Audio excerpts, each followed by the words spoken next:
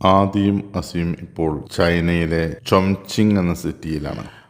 ആളുകൾ താമസിക്കുന്ന ഫ്ലാറ്റിന് നടുവിലൂടെ ട്രെയിൻ പോകുന്ന കാഴ്ചയും നോക്കിയിരിപ്പാണ് രണ്ടുപേരും. സമയം സന്ധ്യയായി. മലകളും മരങ്ങളും കൂറ്റൻ കെട്ടിടങ്ങളും പുഴയും പുഴയിലൂടെ ഒഴുകുന്ന സഞ്ചരിക്കുന്ന റെസ്റ്റോറൻറ്റും എല്ലാം മനം മയക്കുന്ന ഒരു കാഴ്ച. ഇതിനിടെ അസി തൻ്റെ ഒരു പഴയ അനുഭവം പങ്കുവച്ചു.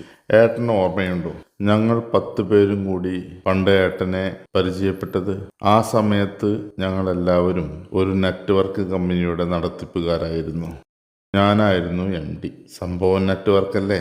അധികം താമസിയാതെ തന്നെ വാടക കൊടുക്കാൻ പറ്റാത്ത അവസ്ഥയായി. ആ സമയത്ത് ആ 10 പേരിൽ ഒരുത്തൻ കൊണ്ടുവന്ന സഹായമായിരുന്നു, വാടക ഞങ്ങൾ കൊടുക്കാം, പകരം ഒരു റൂം ഞങ്ങൾക്ക് ഉപയോഗിക്കാൻ തന്നാൽ മതി എന്ന കരാറിൽ 2 പേരുടെ വരവ്. എനിക്ക് സന്തോഷമായി. വാടക കൊടുക്കാൻ ആളായി. വിദ്യാർത്ഥികൾക്ക് ഉന്നത വിദ്യാഭ്യാസത്തിന് വിദേശത്ത് സീറ്റ് തരപ്പെടുത്തുന്ന ബിസിനസ്സായിരുന്നു അവരുടേത്. നമ്മുടെ ഓഫീസിന്റെ ഐശ്വര്യം അവർക്കാണ് കിട്ടിയത്.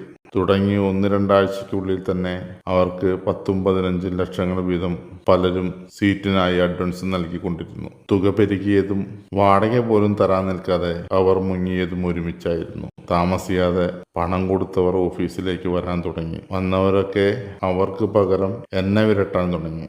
അവസാനം ഓഫീസിലേക്കും വീട്ടിലേക്കും പോലീസ് എത്തിയതോടെയാണ് ഒരു പ്രതി ഞാനാണ് എന്ന് ഞാൻ തിരിച്ചറിഞ്ഞത്. വീട്ടിലെത്തിയ പോലീസ് ജീപ്പ് കണ്ട് എൻ്റെ ഉമ്മ തലകറങ്ങി വന്നു.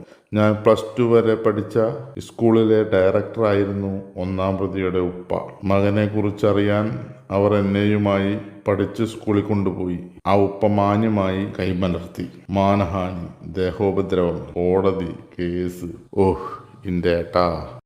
അതെയോ, അങ്ങനെയാണോ? ആദിയുടെ മറുപടി ഇങ്ങനെ. തൻ്റെ ഏട്ടൻ്റെ ആ മറുപടി അവനെ വല്ലാതെ വേദനിപ്പിച്ചു. എൻ്റെ ജീവിതത്തിലെ ഇത്രയും വലിയൊരു പ്രതിസന്ധിയോട് ഏട്ടൻ ഇങ്ങനെയാണോ പ്രതികരിക്കുന്നത്? അസി ചോദിച്ചതും കണ്ണിൽ നിന്ന് വെള്ളം നിറഞ്ഞൊഴുകിയതും ഒരുമിച്ചായിരുന്നു. അതുകണ്ട് ആദി വീണ്ടും പറഞ്ഞു, ഡാ, അതെയോ അങ്ങനെയാണോ എന്നത് നീ വിചാരിച്ച അത്ര നിസ്സാരമായ ഒന്നല്ല. അതൊരു കഥയാണ്. അത് നിനക്ക് ഞാൻ പറഞ്ഞു തരാം.